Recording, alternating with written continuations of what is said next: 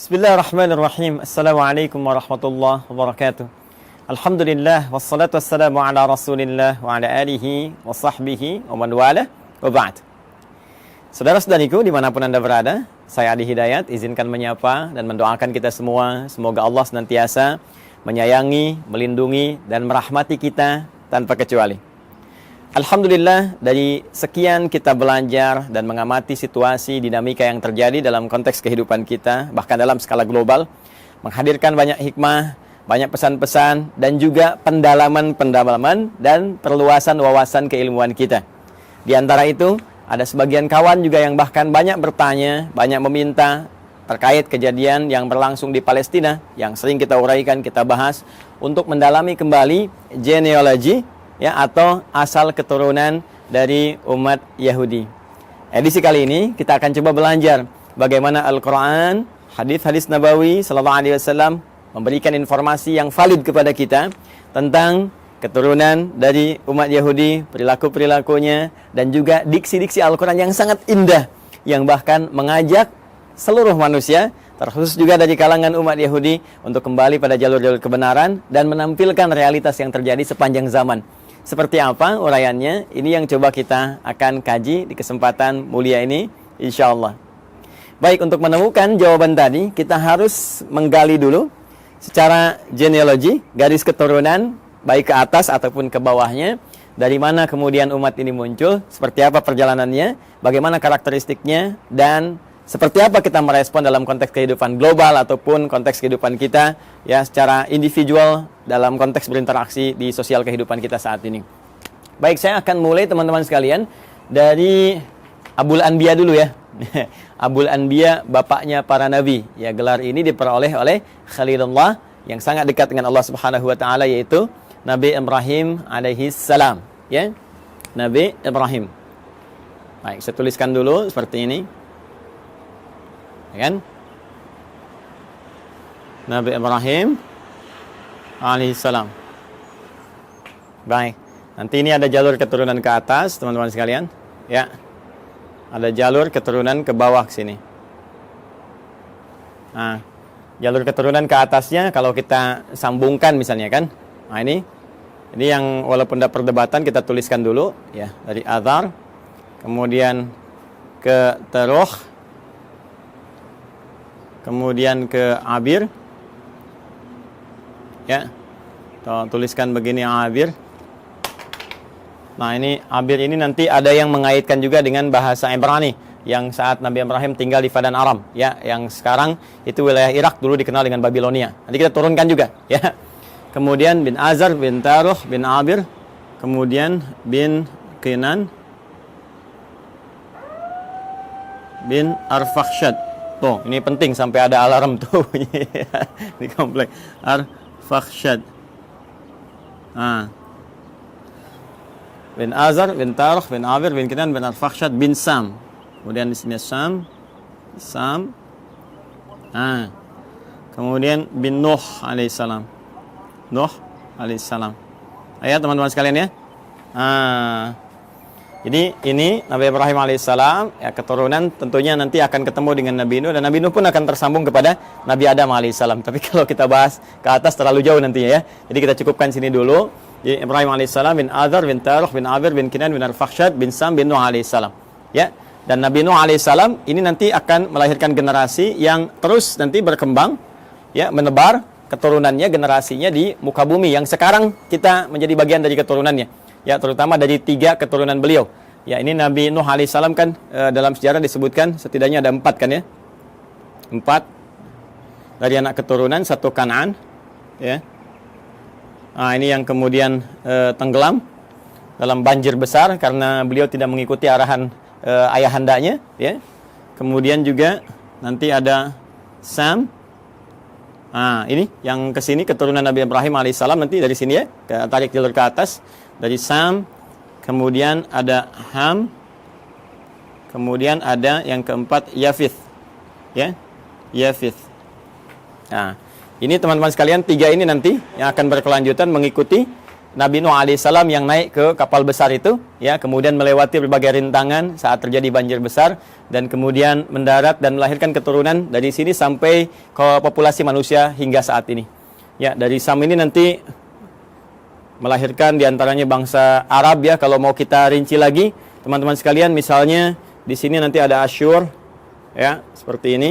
Yang nanti ada Assyria, yang ada Babil, yang Babilonia, nanti yang Fadan Arab. Kemudian nanti ada Aram, ya, ada Finit, ya, nanti satu garis nanti ke Ham, ini melahirkan Afrika. Kemudian juga nanti ada Kanaan, Kanaan, ini Palestina, ya, dan sekarang Palestina atau Filistin. Nah, ini yang Babilonia, yang Irak, ini yang Aram, ya, Aramai ke wilayah Syria yang ke sebelah sana. Ini Asyur, Assyria, Finit nanti ke sebagian, nanti ketemunya dengan jalur Ham nih, yang di Afrika. Kemudian ada Kaldan. Nah, ini Irak kuno, teman-teman sekalian. Kemudian juga ada Ibrani.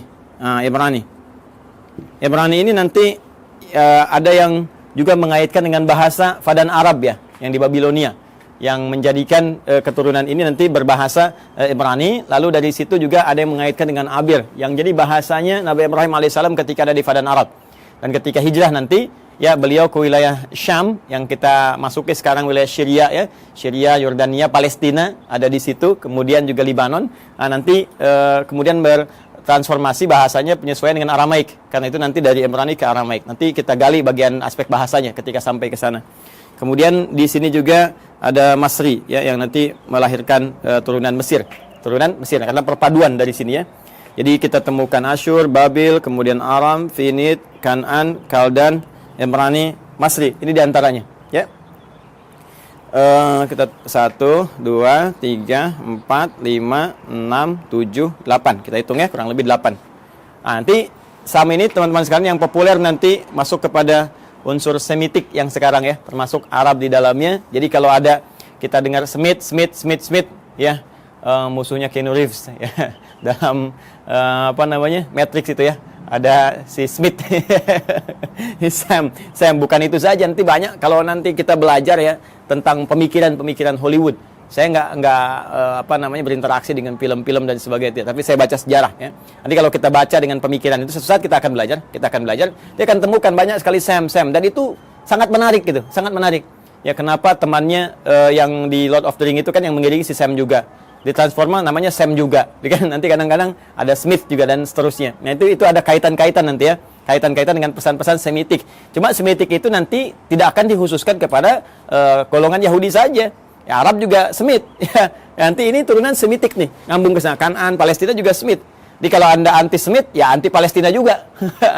Jadi kalau misalnya Anda bully orang Palestina, atau bahkan Anda, mohon maaf sekali, ya, kemudian bombardir, atau bahkan kemudian Anda zalimi, aniaya, kriminalisasi, itu anti-Semit juga, ya. Termasuk ke orang Arab itu anti-Semit juga, ya. Jadi Semitik ini galinya ke sini nanti, ya. Ini nanti Ham lebih kepada ras Afrika, ya, dan turunannya nanti, ya, termasuk nanti ke Finit ini nyambung ke sini, dan ini Yafitik nanti melahirkan bangsa Eropa, dan nanti kita akan lihat turunan-turunan yang selanjutnya. Ini garis besar dulu, ya, teman-teman sekalian, untuk menunjukkan bagaimana dari garis genealogi Nabi Ibrahim ke atas, ya, alaihissalam, sampai nanti ke Adam alaihissalam.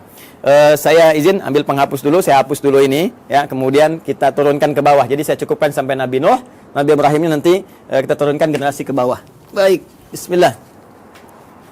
Kita akan coba turunkan sekarang jalur ke bawahnya. Kita hapus dulu ini supaya kita mengenal lebih jauh dan kita temukan nanti genealogi kapan Yahudi itu ketemu. Ya, kapan Yahudi itu ketemu, ya, diksinya. Karena nanti redaksi Al-Qur'an tegas menyampaikan makana Ibrahimu Yahudiyya wala Nasraniyya walakin kana hanifan muslima.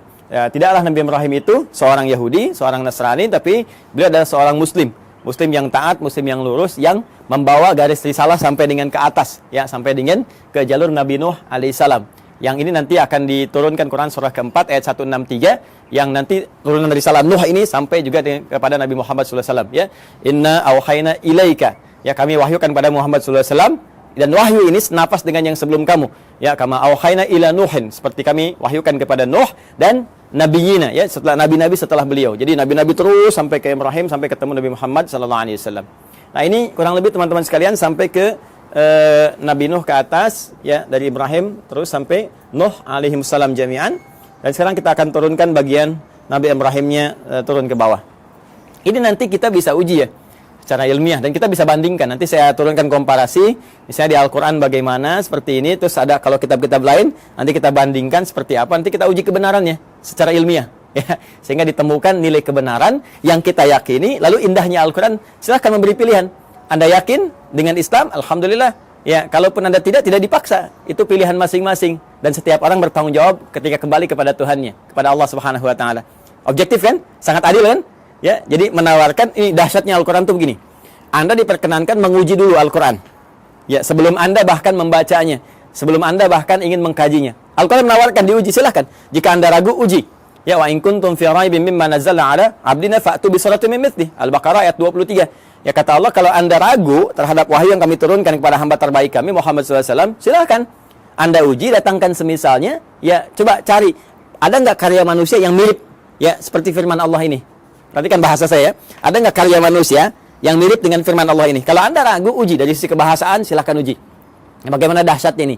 Ya, untuk membedakan. Ini kan banyak orang Arab di masa Nabi yang fasih-fasih luar biasa. Ya, dan mereka nggak ada yang mampu dan mengakui ini bukan karya manusia. Kalau tiba kemudian ada orang sekarang yang nggak lebih fasih daripada orang dulu, nggak lebih pintar bahasa zaman dulu, mengatakan misalnya Al-Quran itu karya manusia, maka ini nampaknya kurang minum susu. Pengetahuannya kurang luas. Ya, orang yang paling pakar aja, penutur aslinya mengatakan ini bukan dan tak mampu mendatangkan semisalnya, maka turunan ini yang lebih lemah ke bawahnya, ya, apalagi zaman sekarang, itu mustahil bisa menjual Al-Quran. Tapi Al-Quran tetap membuka. Silahkan. Dari segi isinya, silahkan Anda kaji. Ya, dari aspek manapun silahkan. Setelah Anda menemukan bahwa ini mustahil nih, ya, kata-kata manusia, karya manusia, dan Anda meyakini, oh ini bahasa lain, walaupun ini jalan menuju firman Allah. Ya, bagi kami orang Islam sudah yakin, la raiba fi. Karena itu di pembuka Quran jelas dikatakan, dzalikal kitabu la raiba fi. Semua isi Al-Quran ini nggak ada keraguan, mesti kita yakin. Nah, Anda yang belum yakin silahkan kaji. Nggak ada kitab di muka bumi yang menawarkan sebelum berinteraksi dengannya untuk diuji dulu. Setelah itu pun, silahkan gali, silahkan kaji. Afala yatadabbarun Al-Quran? Kenapa Anda nggak kaji? Kenapa nggak dalami? Kenapa Anda tiba-tiba menyoal yang Anda tidak tahu? Ini kan menarik. Ya, ada yang nuduh, ini Quran rekayasa, ini Quran produk budaya. Baca Quran aja enggak? Dikaji juga enggak? Ini sisi ilmiahnya di mana? Ya, kita kan menyimpulkan sesuatu setelah kita lihat dulu, analisis dulu, baru kita simpulkan. Ini ngaji enggak, baca enggak, menganalisis tidak, atau cuman lihat, cuman baca, tapi nggak paham artinya, lalu menyimpulkan. Ini kan menarik gitu ya. Maka silahkan teman-teman sekalian. Nah, nanti dari sini Quran menawarkan, Quran memperbandingkan, ada komparasi, dan Quran juga mengatakan silahkan cek, silahkan uji, silahkan bandingkan. Kalau Anda yakin dengan kebenaran, dahsyatnya, walaupun apa yang ditampilkan Al-Quran benar, tetap memberikan peluang kepada Anda untuk memilih secara objektif dan tidak memaksa. La ikraha fid din, tidak ada paksaan ya untuk masuk ke dalam Islam. Lakum dinukum waliyadin, bagi Anda yang Anda yakini, bagi kami yang kami yakini. Tapi semua punya konsekuensi ketika kembali pada Allah Subhanahu wa taala. Baik. Sekarang kita kembalikan ke Nabi Ibrahim alaihissalam. Teman-teman sekalian, mari kita bagi genealogi turunan ke bawahnya ya Nabi Ibrahim. Nah, ini spidol sudah mulai akan habis, dengan turunan ke atas saja ada. Saya ganti dengan yang baru. Kita ke bawah dulu ya. Nah, seperti ini saya turunkan satu. Kemudian di sini saya turunkan dua karena keterbatasan papan tulis. Ustaz, kenapa nggak yang lebih besar aja papan tulisnya supaya banyak? Begini Nona, begini Tuan, begini Joni, Cepi, dan kawan-kawan sekalian. Ini akses naik ke rooftop di Quantum Mahir Institute. Pintunya hanya cukup untuk yang ini. Insya Allah nanti kita sesuaikan. Mungkin dari bawah kita tarik ke atas agak panjang. Ya, Bismillah teman-teman. Ini 3, ini 4. Saya cukup-cupin ya. Ya, kita ambil dulu Quran surah ke-3 Ali Imran di ayat 33. Kemudian kita tambahkan Quran surah kedua Al-Baqarah ayat 132. Ya, dari 131 dulu. Nah, nanti ke 132 ke sini. Ya. Saya mulai dengan Ali Imran dulu ayat 33. Ya, mari kita fokus lihat sinak di paling kiri di mushaf standar ya, sebelah kiri, agak ke atas sedikit. Innallaha astafa Adam wa Nuha wa ala Ibrahim wa ala Imrana 'alal 'alamin. Sungguh Allah Subhanahu wa taala memilih di antara sekian hambanya itu ya golongan-golongan manusia tertentu ya dengan pribadi tertentu, karakter tertentu dipilih oleh Allah menyampaikan risalah Allah Subhanahu wa taala. Ya, di antara mereka adalah ya, manusia pertama Adam alaihissalam sebagai penata pondasi awal kehidupan manusia di muka bumi. Innallaha astafa Adam wa Nuha. Nah, ini kemudian rasul pertama. Kalau Adam tadi nabi pertama, kemudian Nuh alaihissalam rasul pertama. Yang ini saya turunkan ini, ya. Bin Nuh Matusyail bin ini dari Sam ke Nuh bin Matusyalah bin Kinan bin Anwas bin Tis bin Adam alaihissalam. Jadi dari Adam sampai ke Nabi Nuh alaihissalam. Wa Nuha wa ala Ibrahim. Kemudian keluarga Ibrahim. Nah, ketika menyebutkan Ibrahim disebutnya ala Ibrahim. Al Ibrahim, keluarga besar Ibrahim. Ya. Jadi kalau al ini teman-teman sekalian, ini menunjuk pada keturunan ke bawah ya. Terus tanpa batas nih. Ya, keturunan terus tanpa batas sampai dia berakhir. Ya. Makanya kalau ada surah Ali Imran berarti dari Imran dengan Hanna ke Maryam ke Isa, gitu kan? Nah, keturunan Ibrahim ini siapa saja? Nah, ini yang kita bahas wa ala Ibrahim ya wa ala Imrana 'alal 'alamin, dan juga keluarga besar Imran dari semesta alam kami pilih untuk misi dan risalah tertentu. Kemudian yang menarik ya teman-teman sekalian, ala Ibrahim ini nanti ada yang spesifik disebut dengan anak keturunan. Jadi kalau al itu terus ya sampai keluarga, sampai turunan ke bawah. Ah, nanti dari turunan anak-anak ini teman-teman, ya misalnya anak laki-laki atau ada anak perempuan, terus langsung turunannya ini secara langsung ya. Secara langsung generasi pertamanya ini, nah, sampai dengan ke bawahnya nanti, itu bisa disebut secara genealoginya. Kalau ini kekeluargaannya, kalau ini genealogi turunan ke bawahnya itu disebut dengan bani namanya. Ya, jadi kalau satu laki-laki disebut ibnun, begini. Nah, kalau satu perempuan disebut ibnatun, begini. Karena ini hamzah wasol, kadang dibuang. Harakat jadi pindah ke sini. Kalau harakat dipindah, kemudian ujungnya wakaf mati, jadi bin istilahnya. Anak laki-laki. Ini dibuang, jadi bin, ini mati, jadi bintun, binti, anak perempuan. Ya, Isa bin Maryam, Isa anak laki-lakinya Maryam. Aisyah binti Abi Bakar, radhiyallahu taala anhuma, ya, Sayyidah Aisyah binti Abi Bakar. Jadi anak perempuannya sahabat Abu Bakar. Ini kalau kita gabungkan keduanya, ya, terus ke bawah ini, apalagi kalau ditambah, jadi bani namanya. Ya, bani, ya kan? Anak keturunan, garis keturunan, genealogi yang ke bawahnya. Baik, nah sekarang kita sambungkan ke Quran surah 2 Al-Baqarah ayat 131. 131-nya mengatakan, "Idz qala lahu rabbuhu aslim, qala aslamtu lirabbil alamin." Ini dasar pertama. Ketika Rabbnya mengatakan ya kepada Nabi Ibrahim alaihissalam, Nabi Ibrahim punya Tuhan, ya Tuhannya Allah Subhanahu wa taala, difirmankan oleh Allah, "Aslim, tunduk patuh kamu kepada semua ketentuan Tuhan." Ya, jadi aslim itu kata perintah, fi'il amr. Ya, aslim tunduk patuh. Jadi orangnya disebut dengan muslim. Ya, bingkainya disebut dengan Islam. Jadi Islam itu bingkainya dari kata aslama yuslimu islaman. Ya, Islam itu ya disebut dengan bingkainya, frame-nya ketika kita masuk ke dalamnya beriman, yakin kita masuk. Ya, begitu masuk namanya muslim kita. Keyakinan kita menjadikan kita mukmin. Mukmin itu keyakinannya, muslim itu orang yang masuk ke dalam bingkainya. Muslim. Ya, tunduk patuh. Jadi nama muslim Islam itu memberikan kesan bahwa kita mesti tunduk, mesti patuh dengan perintah Allah Subhanahu wa taala, jangan melanggar ketentuan, ikuti semua arahan-arahan, perintahnya, jauhi larangan. Itulah Islam. Jelas ya? Orangnya muslim. Maka kata Allah Subhanahu wa taala berfirman pada Nabi Ibrahim, "Aslim, kamu tunduk patuh pada perintah Tuhan." Ya, maka beliau katakan aslamtu lirabbil alamin. Saya siap ya Allah. Sami'na wa ata'na. Ya, kita tunduk, kita patuh, kita taat, ya kan? Maka beliau katakan aslamtu lirabbil alamin, saya tunduk, saya patuh ya Allah kepada Rabb semesta alam, seluruhnya tanpa kecuali. Maka di sini Al-Qur'an mengatakan beliau hanifah muslimah, orang yang lurus, yang tegak, yang patuh, muslim. Ya, sifatnya disebut apa tadi? Islam. Ya, jadi di sini kalimat pertama ingin saya tegaskan bahwa risalah-risalah yang dibawa Nabi Ibrahim sampai ke Nabi Nuh, ya, sampai bahkan ke Nabi Adam alaihissalam, sampai turunan di ke bawah tidak akan lepas dari misi yang sama, yaitu misi untuk tunduk patuh pada ketentuan Allah Subhanahu wa taala. Tunduk patuh pada ketentuan Tuhan. Ditugaskan tunduk patuh. Jadi nggak ada nabi yang berkhianat. Ya, nggak ada nabi yang melanggar. Nggak ada nabi yang bergeser pada ketentuan Tuhan. Semua dijaga, penjagaannya disebut maksum. Karena itu sifat nabi, rasul itu punya sifat maksum, terjaga dari salah. Kalaupun naluri manusianya ingin berbuat salah, maka diluruskan. Tidak, ini ya, ini yang benar. Ya, walaupun bergeser dari nilai-nilai risalah ke kemanusiaan, nanti akan ditarik kembali. Ini manusia. Ya, sedangkan kamu punya visi kerasulan. Kamu manusia, kerjakan sifat kemanusiaannya, itu normal, itu biasa. Tapi risalah kerasulan menjagakan kamu terjaga dari perbuatan-perbuatan yang menyimpang. Maka disinilah kemudian kepatuhan, ketundukan itu dibangun. Karena itu, kepatuhan, ketundukan dalam bahasa Arab itu disebut dengan Islam namanya. Orangnya muslim. Karena itu semua risalah bahkan dari Nabi terakhir Nabi Muhammad SAW sampai ke atas, risalahnya risalah Islam. Risalah yang menjadikan mereka tunduk patuh kepada Allah dan tidak menyimpang, tidak merubah apapun. Ini penting kalimat terakhir ini saya katakan, tidak menyimpang, tidak merubah apapun, termasuk merubah firman-firman Allah, ketentuan Allah, ya, hanya sebatas urusan-urusan dunia. Tidak, jauh daripada itu. Jelas ya? Nah, kemudian amanat ini disampaikan kepada generasinya. Nah, ini dia nih. 132. Wa wassa biha Ibrahimu banihi. Dan mulai muncul. Wassa biha Ibrahimu banihi wa Yaqub. Muncul Yaqub. Ya baniya innallaha astafa lakumuddin fala tamutunna illa wa antum muslimun. Ya, maka Ibrahim mewasiatkan kepada generasinya termasuk nanti Yaqub. Kita lihat nanti Yaqub itu siapa.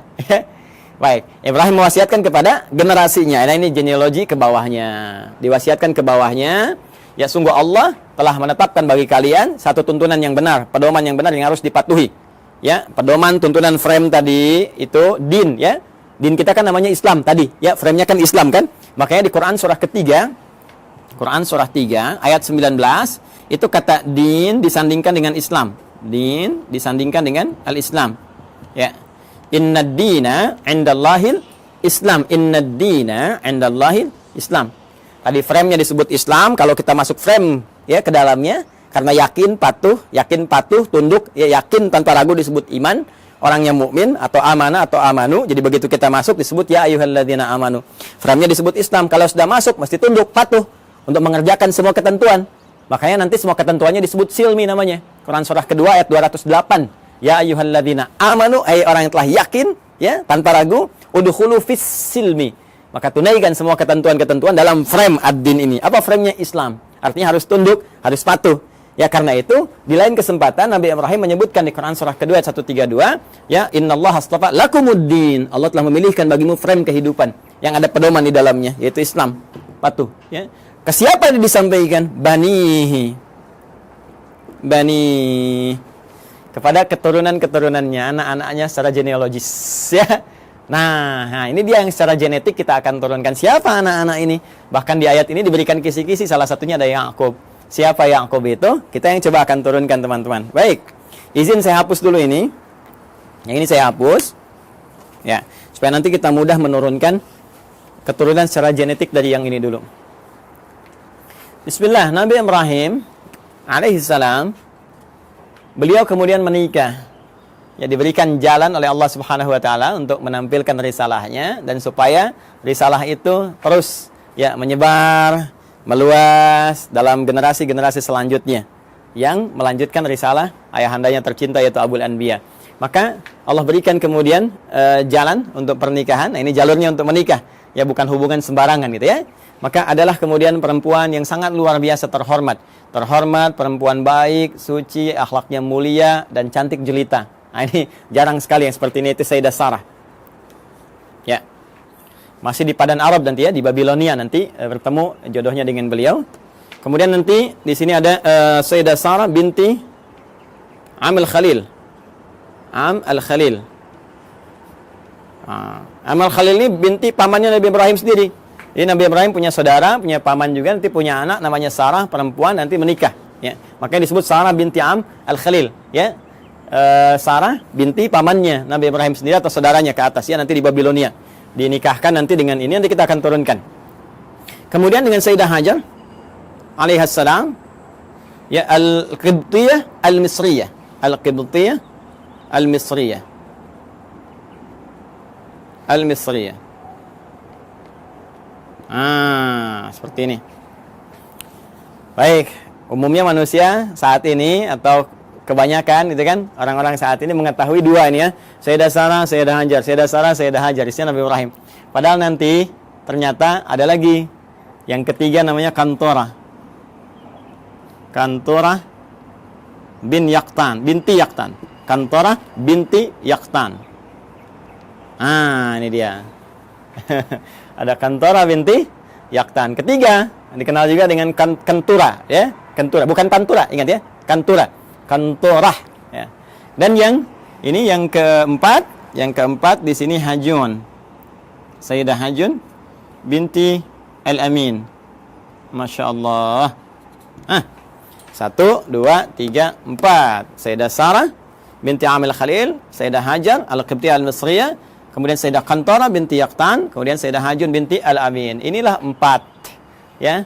4 istri Nabi Ibrahim alaihissalam, dan dari sini kita akan turunkan dari keturunannya Sayyidah Sarah, kemudian melahirkan Nabi Ishaq alaihissalam. Ini dia. Sayyidah Hajar nanti melahirkan Nabi Ismail alaihissalam. Ismail alaihissalam. Nah, nanti teman-teman penting saya sampaikan. Jadi ini Nabi Ismail alaihissalam lahir duluan. Ya, lahir duluan. Saat usia Nabi Ismail itu 14 tahun, usia Nabi Ibrahim kisaran 120 tahun, dan usia Sayyidah Sarah itu 90 tahun. Maka lahirlah Ishak. Nah, ini kisahnya sangat menarik nih ya. Jadi Ishak itu di dalam bahasa Arab itu bisa seakar dengan kata dhahak. Ya, dhahak. Artinya tertawa bahagia. Ya, tertawa bahagia. Nah, kenapa ada kalimat ini? Ada sebagian yang menduga begini. Ada kaitan dengan Quran surah ke-11 ayat 71. Ya. Sampai dengan sama juga dengan isyaratnya di Quran surah ke-51 Adz-Dzariyat ayat 24 sampai dengan 29. Di Quran surah 11 Hud ayat 71 itu jadi kisahnya begini. Kisahnya bahkan sampai viral ya. Itu kisahnya ketika datang malaikat, ya, beberapa rombongan malaikat ingin menuju kaumnya Nabi Lut. Dikisahkan di sini nih. Quran surah 51 buka ayat 24-nya. Di sebelah kanan agak ke bawah. Ya, hal ataka haditsu dhaif Ibrahim al-mukramin id dakhalu alaihi faqalu salama qala salam qaumum munkarun. Jadi datang serombongan malaikat mampir ke tempat Nabi Ibrahim, tujuan utamanya adalah ke saudara beliau di Nabi Lut, ya. Jadi di situ di satu masa ada 2 distrik berbeda, nabinya ada 2, rasulnya ada 2, tuh ya. Jadi nggak setiap masa nabinya satu, boleh jadi setiap tempat itu yang berbeda ada nabi juga. Nah, ini keponakannya, Nabi Lut keponakan Nabi Ibrahim. Kemudian apa yang terjadi? Ketika akan datang yang menghukum umatnya Nabi Lut yang memang minta diadab, ini keterlaluannya, minta diadab, ya, maka malaikat mampir dulu ke tempatnya Nabi Ibrahim. Ketika itulah mengabarkan bahwa Sayyidah Sarah ini yang sudah usia 90 tahun itu akan punya keturunan, akan punya anak, akan mengandung. Maka di sini kemudian beliau disebutkan sambil menepuk wajahnya, fasaqat wajhaha wa qalat ajuzun aqim. Beliau mengatakan, apa yang seperti ini masih mungkin bisa punya keturunan? Itu sambil berdiri. Berdiri itu bahasa Arabnya qaimun, qaim. Kalau perempuan tambah tak di ujungnya, qaimatun. Ya, jadi sambil berdiri menepuk begini sambil tertawa. Ya. Ini Yang seperti ini apa masih mungkin punya keturunan? Jadi ketawa gembira, tertawa dan menepuk-nepuk, ya, seakan takjub dengan keadaannya. Maka di Quran surah ke-11 ayat 71 disebutkan, wa imra'atuhu qa'imatun fadhahikat fabasyarnaha bi Ishaq. Ya. Masya Allah. Wa imra'atuhu, sedangkan istrinya Nabi Ibrahim alaihissalam yaitu Sayyidah Sarah qa'imatun, langsung berdiri mendengar kabar itu. Ya, ketika malaikat mengatakan di surah ke-51 ini, ya, kemudian mengatakan fabasyaruhu bi ghulamin alim, dia akan dapat anugerah seorang anak yang sangat cerdas, gulamun alim. Kalau Ismail gulamun halim, kalau ini gulamun alim. Ya, halim itu cerdas dan perasa. Ya, tapi gulamun alim cerdas. Jadi anak kamu akan lahir darimu anak yang sangat cerdas, gitu kan? Anak jenius, cerdas, maka langsung bangkit menepuk, tertawa gembira. Apa mungkin yang masih begini masih punya keturunan? Ya, maka di Quran surah 71, di Quran surah 11, Hud ayat 71 dikatakan wa imra'atuhu qa'imatun fadhahikat, maka tertawa gembira dan sambil menepuk bagian pipinya, fabasyarnaha bi Ishaq, kami kemudian anugerahkan kepadanya namanya anak bernama Ishaq. Ya, yaitu apa? Memberikan kesan bahwa kamu kaget sambil tertawa, kami berikan seorang anak yang akan memberikan kegembiraan pada dirimu dan menghadirkan tertawa bahagia, tertawa gembira. Artinya yang selalu membuat engkau riang, membuat engkau bahagia sampai engkau tertawa gembira dan terhibur. Jadi apa yang kau rasakan seakan-akan sedih, gitu kan? Seakan merasakan kapan punya keturunan, sekarang kau tinggal gembira aja. Anak itu akan memberikan kesan kau sambil gembira, tertawa dan sebagainya. Itulah Ishak. Jelas ya? Nanti ada Ismail dari Sayyidah Hajar, ya, alaihissalam. Ini disebut di Al-Quran gulamun halim, anak cerdas yang punya empati tinggi, rasa tinggi. Sehingga nanti banyak kisah, kita akan masuk ke kisah itu ketika akan menurunkan Ismail sampai ke Nabi Muhammad SAW, ya. Itu bagaimana bapaknya akan membawa tugas yang tidak mudah meninggikan bangunan Ka'bah yang hancur atasnya di masa Nabi Nuh itu. Tiba-tiba nanti Ismail datang membawa batu, merasakan bagaimana beban kerja ayahnya, pengen bantuin, ya, sehingga ketika Nabi Ibrahim mulai bekerja, tapaknya disebut makam Ibrahim. Nabi Ismail membawa batu disusun-susun, susunannya disebut dengan Hijr Ismail. Sampai sekarang sudah ada di area Ka'bah. Nanti puncaknya saat peristiwa kurban itu. Nanti ya, supaya nggak terlalu panjang, kita berhenti dulu di sisi genetik dulu ya, sampai sini. Nah, dari Kantorah, Sayyidah Kantorah, ini juga nanti menurunkan ada keturunan-keturunan. Ya, diantaranya nanti satu, Madian. Nah, nanti teman-teman pernah dengar Nabi Musa alaihissalam ketika dikejar-kejar ya, prajurit Fir'aun, ya, dalam peristiwa itu kan pergi ke Madian dulu kan. Nah, ini nanti ada keturunan dari Sayyidah Kantorah. Kemudian ada Madian, ada Zamran. Ya. Kemudian yang ketiga ada Suraj. Nah, kemudian juga kita temukan ada Yukshan. Nah, atau Yakshan, boleh dibaca Yakshan, Yukshan. Kemudian juga yang kelima ada Nasak atau Naksan. Ya, Nasak ya, atau ada yang menyebutkan Nakshan, ada yang menyebutkan Nasak ya. Yang keenam sebetulnya ada 6 anak, cuma yang 6 tidak diketahui, tidak disebutkan. Jadi di Madian, Zamran, Suraj, Yukshan, Nasak, dan yang keenam ini tidak disebutkan ya. Referensi ini, teman-teman, referensi yang ini ditemukan di kitabnya. Namanya kita kasih ya sumbernya, supaya nggak dikira ini ngarang-ngarang gitu kan, tak-atik nih. Nama kitabnya At-Ta'rif wal A'lam. Karya siapa? Syekh Abul Qasim As-Suhaili. Nah, ini bukan hanya saya yang pertama menyampaikan, bahkan dikutip pertama kali nanti yang di dalam satu kitab yang populer, nama kitabnya Al-Bidayah. Al-Bidayah wan Nihayah. Karya Al-Imam Ibnu Katsir. Kalau sama dengan cetakan yang kami jadikan referensi itu ada di jilid 1 halaman 407. Ya. Ini nanti disebutkan yang 5, cuma yang 6 nggak disebutkan. Ya, jadi ini ada Madian, Zamran, Suraj, Yaksan, kemudian Nasak, teman yang ke-6-nya tidak disebutkan. Ya, kalau ada perbedaan sedikit tipis ya, kayak ini misalnya Nasak ada disebutkan Naksan, ini Yakshan, ada yang Yukshan, itu bacaan-bacaan di ahli bahasa atau ahli terjemah saja. Kemudian dari Hajun ini juga ada Kisan atau Kaizan, kan? Kemudian ada Suraj, namanya sama dengan ini, Suraj. Kemudian yang ketiga ada Amim, ada juga yang menyebutnya Umaim. Ya, seperti ini. Ada Kaisan, ada Suraj, ada Amim atau Umam. Yang keempat Lutan. Bukan Ethan ya, Ethan Tom Cruise. Lutan. Dan yang kelima Nafis. Yang kelima Nafis.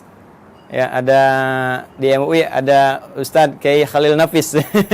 Jadi nanti nasabnya ke Nabi Ibrahim dari Sayyidah Hajun binti Al-Amin. Nah, ini ya keturunan Nabi Ibrahim alaihissalam. Jadi dari sini 1, Sayyidah Sarah melahirkan Ishak, Sayyidah Hajar melahirkan Ismail, 2 kan? Kemudian dari Kantorah itu ada 6, 1 tidak diketahui, nanti 2 tambah 6 8.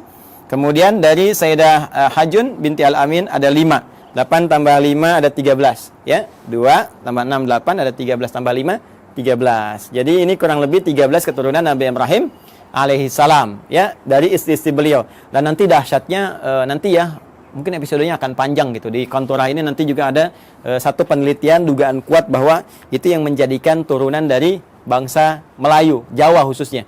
Ya disebutnya bangsa Jawi gitu kan. Jawi itu dulu ya mencakup Melayu semua, karena waktu ke Arab itu dikenalnya dengan Jawi, bangsa Jawi. Jadi Jawi itu bukan cuma Jawa yang dalam konteks ini di kita di Indonesia ada Jawa Barat, Jawa Tengah, Jawa Timur, tapi Jawi itu nanti luas termasuk Melayu dan sebagainya. Nanti suatu saat kita akan belajar ke sana. Insyaallah. Ini teman-teman sekalian, kurang lebih ya, ini referensinya, ini gambarannya. Yahudinya kan belum ketemu. Ya, sekali lagi Yahudinya belum ketemu, maka kita harus turunkan minimal sampai tadi Yakub tadi, karena kan tadi saya katakan di Al-Baqarah 132 kan, waswabiha Ibrahimu banihi wa Yakub. Yakub siapa? Yakub. Karena ini urutannya di sini 1 2 3 4, kita turunkan ini dulu. Ya. Ini saya hapus dulu yang ini ya. Sudah dicatat ya? Kalau nanti teman-teman belum sampai catatannya, nanti lihat di rekaman ya, di review, diturunkan kembali. Nabi Ishak alaihissalam kemudian menikah, tumbuh dewasa tentunya, menikah dengan seorang perempuan mulia, jelita, ya, akhlak bagus dan sebagainya, namanya Rafkah. Rafkah binti Batuil. Ini dia. Rafkah binti Batuil. Gini ya, teman-teman sekalian. Dari pernikahan ini, ya, Nabi Ishaq alaihissalam menikah dengan Sayyidah Rafkah binti Batuil, melahirkan 2 anak kembar. Nah, ini yang gak banyak orang tahu. Ya, siapa 2 anak kembar ini? Yang pertama adalah Aish atau Ishu, gitu kan? Ya, atau Aishu begini tulisannya. Ain, ya, sad. Ya. Ya, ini satu. Yang kedua Yakub. Yakub. Ini kembar ini. Tahunya kan Nabi Ishaq, Nabi Yakub, gitu kan? Ternyata ini kakak adik. Ini kakaknya Ish atau Ishu, ini adiknya Yakub. Gitu, ya. Coba nanti setelah berkembang remaja, saya percepat saja. Yang Ish ini, Ishu ini, nah, akan ditugaskan nanti berkelana gitu kan, merantau ke wilayah Romawi, Roma ya. Rum, istilahnya Rum. Jadi ini nanti disebutkan keturunan-keturunan dari Rum ya, yang nanti mengacu kepada yang Yafith itu ya. Yang Yafith generasinya itu asal generasi awal, cuma nanti yang ini yang memajukan, yang memberikan istilahnya arahan-arahan, gitu kan, mensibgah dan sebagainya. Ini nanti Aish atau Aishu. Ya, jadi sudah ada Romawinya. Sudah ada Romnya, cuma ini nanti ke sini dan beraktivitas banyak di sini. Ya, dan ini nanti akan nyambung kepada generasinya Yafith yang dari Nuh alaihissalam tuh ya, yang Yafitik itu. Ini saya berhenti dulu sampai sini. Saya akan teruskan ke sini. Nabi Yakub kemudian diminta ya oleh ayahandanya Ishak alaihissalam untuk pergi ke Padan Arab. Padan Arab, tempat dulu Nabi Ibrahim kan beraktivitas dan seterusnya. Di Padan Arab ini, nah ini sudah kelihatan gitu ya, ada isyarat-isyarat bahwa ini kalau sudah jalurnya ke sana, ini ada jalur-jalur risalah, jalur kenabian dan sebagainya. Maka dimintakan untuk bertemu dengan abangnya Rifkah ini. Ya, abangnya Rifkah. Beliau punya abang, berarti pamannya ke sini ya, pamannya atau Pak D-nya gitu kan.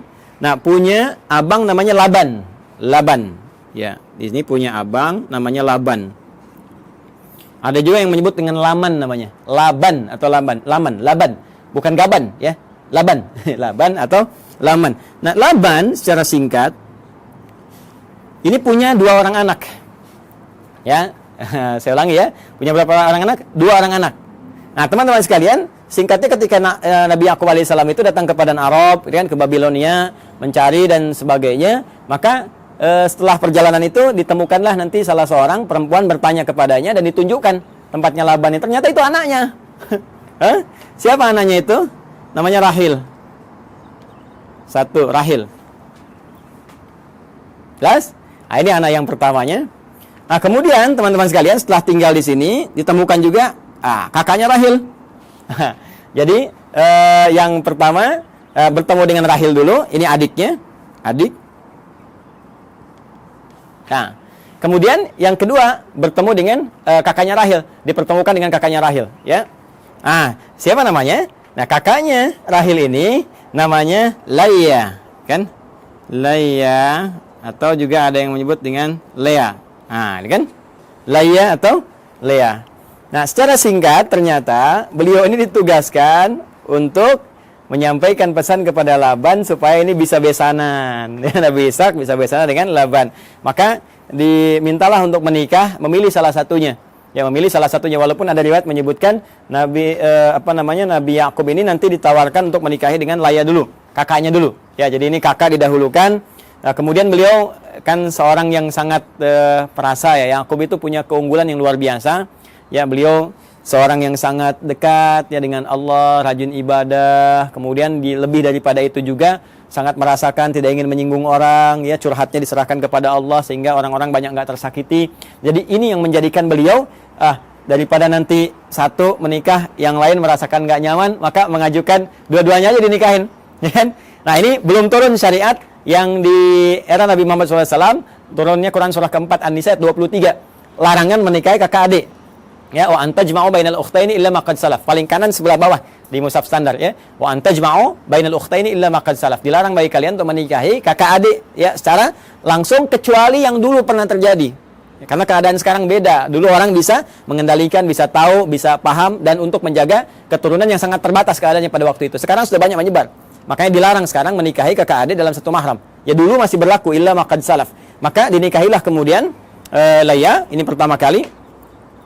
Dan kemudian Rahil, yang kedua dinikahi. Ya. Dari Layya ini turun keturunan teman-teman sekalian ada 6 orang anak. Ya, 6 orang anak ini Rabin. Kemudian 2 Syam'un atau Simon. Dan yang ketiga Levi atau disebut juga dengan Lewi. Ya, Levi itu ya, Levi. Tulisannya begini, bukan Levis ya, Levi. Lewi, gini.